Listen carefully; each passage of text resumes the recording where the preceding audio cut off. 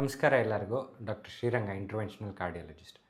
ಜನಕ್ಕೆ ಒಂದು ಕಾಡುವಂಥ ಪ್ರಶ್ನೆ, ನಾನು ಅಕಸ್ಮಾತ್ ಜಿಮ್ಗೆ ಹೋಗ್ತೀನಿ, ಜಿಮ್ಗೆ ಹೋದರೆ ಎಷ್ಟು ಎಕ್ಸಸೈಸ್ ಮಾಡಬೇಕು, ಇಲ್ಲ ನಾನು ಯಾವ ಪರಿಸ್ಥಿತಿಲಿದ್ದಾಗ ಎಕ್ಸಸೈಸಸ್ನ ಮಾಡಬೇಕು ಅಂತ.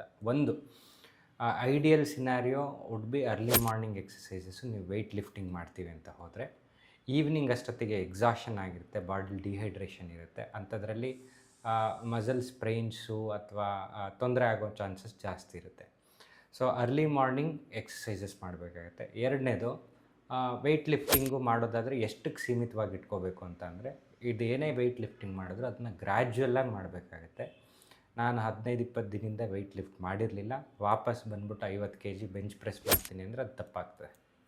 ಹಾರ್ಟ್ ಅಟ್ಯಾಕ್ ಆಗೋ ಚಾನ್ಸಸ್ ಇರುತ್ತೆ. ಎಸ್ಪೆಷಲಿ ಸಡನ್ನಾಗಿ ಉಸಿರು ಕಟ್ಬಿಟ್ಟು ಹೊತ್ತಿದಾಗ ಒಳಗಡೆ ಶಿಯರ್ ಸ್ಟ್ರೆಸ್ ಜಾಸ್ತಿಯಾಗಿ ರಕ್ತನಾಳದ ಒಳಗಡೆ ಇರೋವಂಥ ಚಿಕ್ಕ ಚಿಕ್ಕ ಲಿಪಿಡ್ಸ್ ಏನಾದ್ರು ಹೊಡೆದ್ಬಿಟ್ಟು ಅದನ್ನು ಹೊರಗಡೆ ಬಂತಂದರೆ ಬ್ಲಡ್ ಕ್ಲಾಟ್ ಆಗಿ ಮೇಜರ್ ಅಟ್ಯಾಕ್ಗಳಾಗುತ್ತೆ. ಎಷ್ಟೋ ಜನಕ್ಕೆ ಇದು one of the reasons heart attack, ಜಿಮ್ಮಲ್ಲಿ ತೊಂದರೆ ಆಗುವಂಥದ್ದು. ಸೊ ಅಕಸ್ಮಾತ್ ವೆಯ್ಟ್ ಲಿಫ್ಟಿಂಗ್ ಆದರೆ ideal scenarios would be morning hours.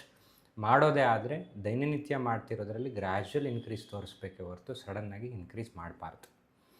Sir, ಇವತ್ತು ತುಂಬ ಸುಸ್ತಾಗಿದೆ ಅಂಥದ್ರಲ್ಲಿ ಹಂಗಾದ್ರೆ ನಾವು ಇನ್ನೇನು ಮಾಡ್ಬೋದು? ಜಿಮ್ಗೆ ಹೋಗಲ್ಲ ಅಂದರೆ ಅಟ್ಲೀಸ್ಟ್ ಬೇರೆ ಯಾವುದಾದ್ರೂ ಹಾರ್ಟಿಗೆ ಅಂತ ಎಕ್ಸಸೈಸ್ ಇದೆ? ಡೆಫಿನೆಟ್ಲಿ ಇದೆ. ಏನು ಎಕ್ಸಸೈಸ್ ಅದು? ವಾಕಿಂಗ್.